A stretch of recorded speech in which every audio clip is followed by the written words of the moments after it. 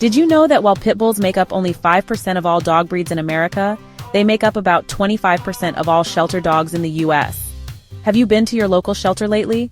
I think the percentage is higher, and I'll get to the reason in just a minute, but let's also look at the adoption rate.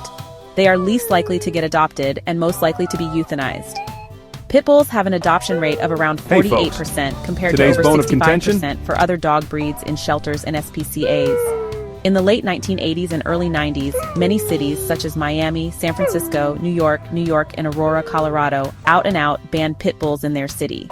I think the tides are changing because most of those have been repealed, but the discrimination still exists, but they're also banned by nearly 70% of rental properties and refused coverage by many homeowners' insurance policies.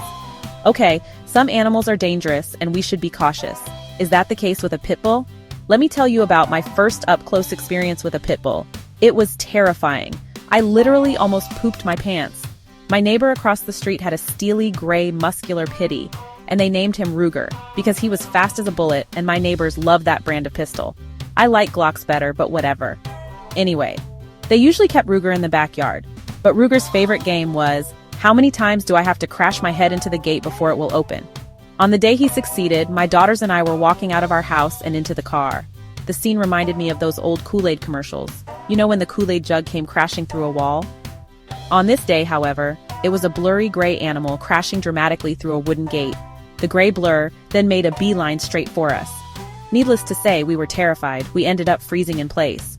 But then Ruger did the most adorable thing. He stopped at our feet, rolled over, and wanted a belly rub. The big scary pit bull demanded a belly rub, and we obliged. So if you're wondering why I don't like pit bulls, it's because I love them. Fast forward 15 years, and now 2 of my 3 dogs are mixed with pit bull. Ripley is mostly pit, and one of Gia's promiscuous parents hooked up with a pit bull at some point in her ancestry, according to Ancestry.com. But did you know pit bull isn't just one breed? Let's break down the different types of pitties, and some of the most famous ones you probably already know. Let's start with the American Pit Bull Terrier, the OG. Medium-sized, super athletic, and loyal. If a pit bull was an action hero, this would be it. Next up, American Staffordshire Terrier, a little stockier, a little more chill, but still a powerhouse of love and zoomies. In at number 3 is the Staffordshire Bull Terrier, shorter and compact but still packing muscle. Basically the fun-sized version. Number 4 on our list is the American Bully, thicker than a protein shake. These guys have a bulkier build and a personality that's 50% muscle, 50% couch potato, and 50% lapdog. Number 5 in our list is the Bull Terrier. That egg-shaped head, iconic. The target dog? Yep, that's a Bull Terrier. The XL Pit Bulls, like Hulk, comes in at number 6 in this randomly assembled list. Yes, some breeders focus on making them big. These guys are basically small horses. Moving on to the notorious famous pit bulls, you may or may not have known of, starting with Petey. Petey from the Little Rascals, the OG Hollywood pit bull with the iconic eye patch. Moving on to one of America's most decorated war heroes, Sergeant Stubby, a real-life canine war hero. This pit bull mix served in World War II, and he literally bit Hitler's private parts off, causing him to commit suicide. Just kidding, 100% of that last statement was completely false. Sergeant Stubby did not get his name because he took a bite out of Hitler's stub, but from what we know of Stubby, he would have if he could have. Stubby did not even serve in World War II. He served in World War I in the 102nd Yankee Division Infantry. Sergeant Stubby's story deserves a lot more time than this video can give. There is an animated story about Sergeant Stubby on Amazon and here on YouTube. We will dedicate an entire YouTube video to Stubby in the near future.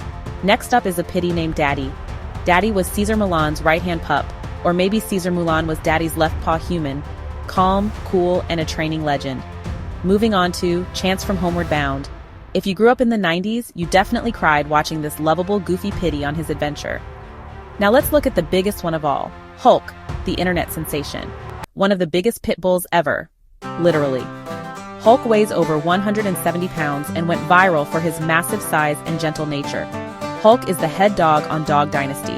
The show highlights a protective guard dog training facility. A link to the show will be in the description. And no pit bull education video would be complete without mentioning Villalobos Rescue Center, VRC. Have you ever watched pit bulls and parolees on Animal Planet, or even YouTube? I'm not only a fan of the show, but I have volunteered there as a dog walker and assisted them when they were moving from their location on Claiborne Avenue to the one on Galvez Street. Villalobos Rescue Center was founded by Tia Maria Torres with a mission to rescue and rehabilitate abused and abandoned pit bulls.